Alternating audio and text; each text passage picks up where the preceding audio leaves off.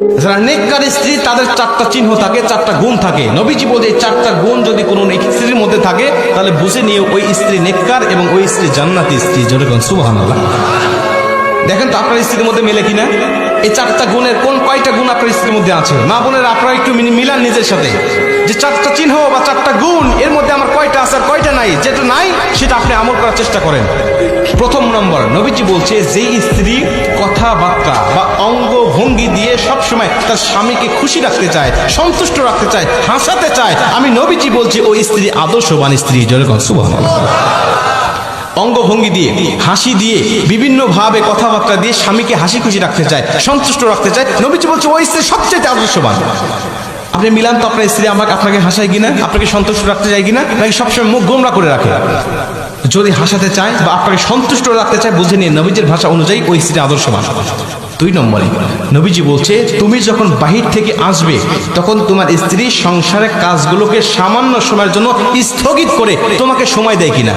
আদর্শবান স্ত্রী সাময়িক সময়ের জন্য সংসারের কাজগুলোকে স্থগিত রেখে বা একটু স্টপ রেখে তখন স্বামীকে সঙ্গ দিবে। বাইরে থেকে আসছে জুতাটা খুলে দিবে, জামাটা খুলে আলনার উপর রেখে দিবে, এরপরে কি লাগবে গামছা মুখ ধুয়ে আসছে ওয়াশরুম থেকে টাওয়ালটা আগায়া দিবে, তার কি দরকার এদিকে সে মনোনিবেশ করবে। নবীজি বলছে যখন আদর্শবান স্ত্রী এটা করবে আল্লাহ পাক তখন ওই স্বামীর মধ্যে স্ত্রীর জন্য মোহাব্বত ঢেলে দিবে। জোরে কোন সুবহানাল্লাহ।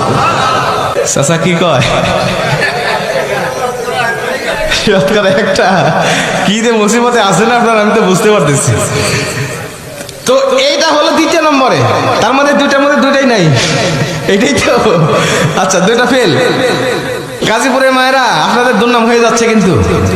এরপরে 3 নম্বরে নবীজি বলছে যখন স্বামী মানসিকভাবে অশান্তির মধ্যে থাকবে, ব্যবসা বাণিজ্যে লস খাইছে বা কোনো দুর্ঘটনা ঘটছে, কোনো একটা মানসিক ডিপ্রেশনের মধ্যে স্বামী আছে, তখন নেককার স্ত্রী যারা তারা স্বামীর ভুল না ধরে স্বামীকে মানসিকভাবে তাকে বিভিন্ন সাপোর্ট দিতে থাকে, প্রশান্তি দেয় বা সাপোর্ট দিতে থাকে যে আচ্ছা তুমি যেটা করছো সমস্যা নাই, তুমি ব্যবসায় লস খাইছে তো সমস্যা নাই, আল্লাহ আবারও আমাদেরকে আরো ভালো কিছু দিবে। আর যারা বদকার স্ত্রী তারা বলে আমি কইছিলাম তোমাকে এটা না করার জন্য, আমি কইছিলাম এই ব্যবসাটা না করার জন্য, আমি কইছিলাম ওই জায়গায় না যাওয়ার জন্য, তুমি আমার কথা শোনো না, এখন কেমন লাগে দেখো।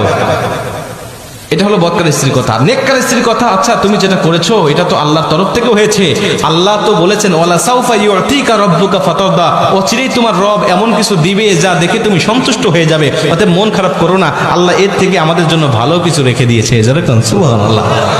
বলেন এমন কথা যখন কোন স্ত্রীরা বলবে স্বামীকে, তখন ওই স্বামী কিন্তু যদিও কষ্টের মধ্যে থাকে কষ্ট মুহূর্তের মধ্যে দূর হয়ে যাবে, যে কেউ আমার পাশে নাই, আমার পাশে আমার মা নাই, বাবা নাই, আমার পরিবার পরিজন কেউ নাই, কিন্তু আমার অর্ধাঙ্গিনী আমার স্ত্রী আছে। আর একজন স্ত্রী যদি তার মানসিকভাবে শারীরিকভাবে যদি সাপোর্ট দেয়, এর থেকে বড় সাপোর্ট একটা পুরুষের জন্য আর কিছু হতে পারে না। কথা বলে ঠিক কিনা? মা বোনদেরকে বলতে চাই একটু মনোযোগ দেন আমার আলোচনার প্রতি। এটা হলো 3 নম্বরে যে তাকে শারীরিকভাবে মানসিকভাবে তাকে প্রশান্তি দিবে। 4 নম্বরে নেককার স্ত্রী গুণ হলো নবীজি বলছে তার স্বামী যখন কোনো বৈধ কাজের আদেশ দিবে তখন স্ত্রী সর্বাত্মক চেষ্টা করবে ওই বৈধ কাজটা পালন করার জন্য। যে কোনো আদেশ যদি বৈধ হয়, এখন যদি কোন যে তোকে চল সিনেমা নিয়ে যাবো সিনেমা দেখার জন্য, তখন নেককার স্ত্রী যাবে না। নেককার স্ত্রী যদি আপনার কোনো বন্ধু বান্ধবী আসে আর বলে যে আমার বন্ধু আসছে বাইরে থেকে তোমাকে চা দিতে হবে, তাদের সামনে গিয়ে নেককার স্ত্রী বলবে না আমার যাওয়া যাবে না, কারণ এটা শরীয়তের গণ্ডির মধ্যে থেকে আপনি আমাকে আদেশ করেন নাই, আপনি শরীয়তের বাইরে আদেশ করছেন। আর কোনো পর পুরুষের সামনে আমার যাওয়া ঠিক হবে না। ঠিক হবে? কোনো আদর্শবান পুরুষ কখনো বন্ধুদের কাছে বা পর পুরুষের কাছে তার স্ত্রীকে পাঠাইতে পারে না। আমি পারতপক্ষে আমি চিন্তা করি আমার স্ত্রীকে কেউ বোরকার উপর দিয়ে দেখলে আমার হিংসা হয়, আমার স্ত্রীকে কেউ বোরকার উপর দিয়ে যদি একটু নজর করে তাকিয়ে থাকে তারপরে আমার হিংসা হয় যে ও কেন দেখলো এতক্ষণ ধরে, এটা আমার হিংসা হয়। আর আপনি আমার স্ত্রীকে আপনি খোলামেলা করে আপনি পরপুরুষের কাছে দেখান।